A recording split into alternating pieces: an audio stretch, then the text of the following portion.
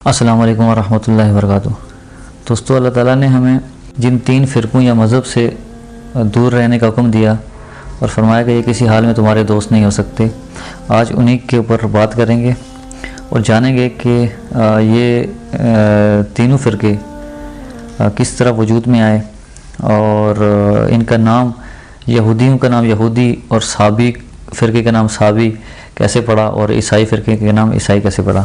آئیے دوستو شروع کرتے ہیں۔ حضرت موسیٰ علیہ السلام کے دور میں ان کی شریعت پر جو لوگ ایمان لائے انہیں یہودی کہا جاتا ہے۔ یہودیوں کو یہودی 2 وجوہات کی بنا پر کہا جاتا ہے۔ پہلی اور زیادہ صحیح وجہ یہ ہے کہ جب امت کے لوگوں سے غلطی ہو گئی، انہوں نے کوہ طور پر اللہ تعالیٰ کو اپنی آنکھ سے دیکھنے کی خواہش کا اظہار کیا تو اللہ تعالیٰ نے ان کے 70 آدمی کو ہلاک کر دیا۔ پھر موسیٰ علیہ السلام نے اللہ تعالیٰ سے دعا کی اور عرض کیا، اِنَّا خُدْنَا عَلَيْكَ، سورہ اعراف میں ہے، اے اللہ ہم تیری طرف رجوع کرتے ہیں، تو ہماری توبہ قبول فرما۔ لفظ خدنا سے ان کا لقب یہودی مشہور ہوا۔ بعض دوسرے مفسرین فرماتے ہیں کہ یہودی چونکہ حضرت یعقوب علیہ السلام کے بڑے بیٹے یہودا کی اولاد سے ہیں، اس لیے انہیں یہودی کہا جاتا ہے۔ بہرحال ان دونوں وجوہات میں سب سے زیادہ جو وجوہات ہے جس پہ اجماع ہے وہ پہلی ہی وجہ ہے۔ والصابئون، اور جو صابی فرقے سے تعلق رکھتے ہیں۔ اس فرقے کا نام قرآن پاک میں متعدد بار آیا ہے، مگر اس گروہ کے ٹھیک تعین میں اختلاف پایا جاتا ہے۔ بعض لوگ کہتے ہیں کہ ستاروں میں کرشمہ ماننے والے اور ان کی پرستش کرنے والے صابی ہیں، اور بعض کی تحقیق یہ ہے کہ یہ فرقہ ہندوستان کے برہمن سماج والے فرقے سے ملتا جلتا ہے۔ انہوں نے مختلف مذاہب سے اچھی چیزوں کا انتخاب کر کے ایک نیا مذہب ایجاد کر لیا ہے۔ اس مذہب کی اپنی کوئی بنیاد نہیں۔ بنگال کا نوبل انعام یافتہ فلسفی ٹیگور اسی فرقے سے تعلق رکھتا تھا۔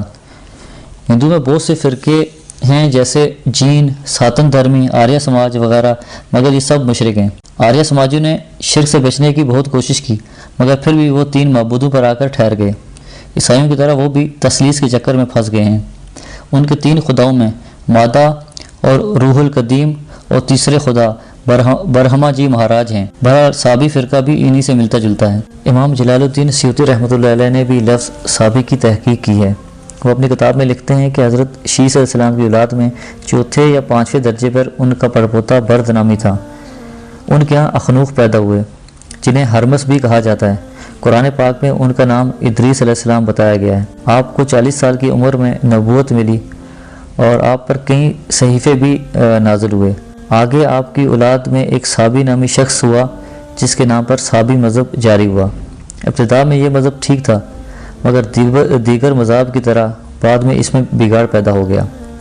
اس وقت کے صابی مذہب کے 4 بنیادی اصول تھے، یعنی توحید، طہارت، نماز اور روزہ۔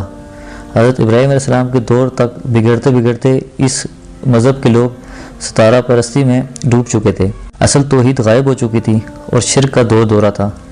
پھر حضرت ابراہیم علیہ السلام کے زمانہ آیا تو صابی دور ختم ہو گیا اور دور حنیفیت کا آغاز ہوا۔ بعض لوگ کہتے ہیں کہ صابی زبور کی تلاوت کرتے تھے اور بعض کہتے ہیں کہ ان کا تعلق ستارہ پرستی کے ساتھ تھا، اسی لیے بعض لوگ صابی کا ترجمہ ستارہ پرست کر دیتے ہیں۔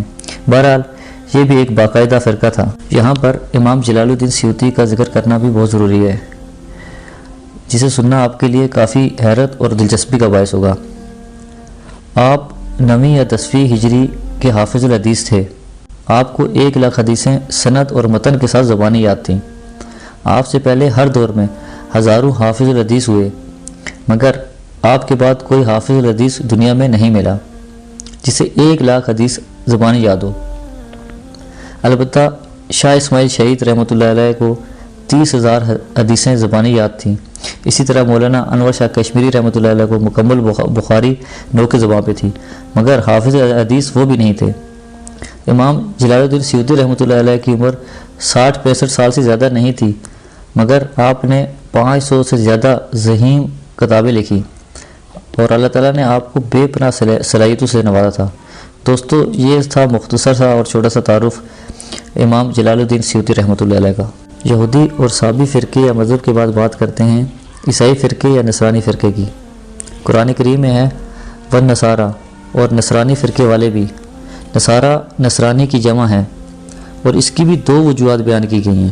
نمبر 1، نصرانی نصرت سے نکلا ہے جس کے معنی ہے مدد کرنے کے۔ مفسرین کرام فرماتے ہیں کہ جب لوگ حضرت عیسیٰ علیہ السلام کو تکلیف پہنچاتے تو آپ لوگوں کو مخاطب فرما کر کہتے، جو سورہ صافہ میں ہے، اللہ کے راستے میں کون میری مدد کرے گا؟ تو حواریوں نے کہا کہ ہم اللہ کے راستے میں مدد کریں گے اور مدد کرنے کو تیار ہیں۔ چنانچہ اسی لفظ سے ان کو نصارہ کا نام دیا گیا، یعنی حضرت عیسیٰ علیہ السلام کی مدد کرنے والے کو نصارہ کہا گیا۔ مفسرین کرام اس نام کی دوسری وجہ بھی بیان کرتے ہیں کہ جس بستی میں حضرت عیسیٰ علیہ السلام رہتے تھے اس بستی کا نام ناصرہ تھا، چنانچہ اس بستی کی نسبت سے اس گروہ کو نصرانی کا لقب دیا گیا، بالکل اسی طرح جس طرح شام کے رہنے والے کو شامی اور مدینے کے رہنے والے کو مدنی کہا جاتا ہے۔ دوستو امید کرتا ہوں کہ آپ کو یہ ویڈیو پسند آئی ہوگی، اور یہاں پہ ان تینوں فرقوں کے بارے میں مختصراً بیان کرنا مقصود تھا۔ اگر تفصیل میں جاتے تو ایک گھنٹے کی بھی اس پہ بات ہوتی تو وہ بھی کم تھی، لیکن یہاں پہ ان تینوں فرقوں کے بارے میں مختصراً بیان کرنا مقصود تھا، تو میری یہی کوشش ہوتی ہے کہ جو بھی انفارمیشن ہو اس کو مختصر وقت میں اور صحیح اور جامع طریقے سے میں بیان کروں۔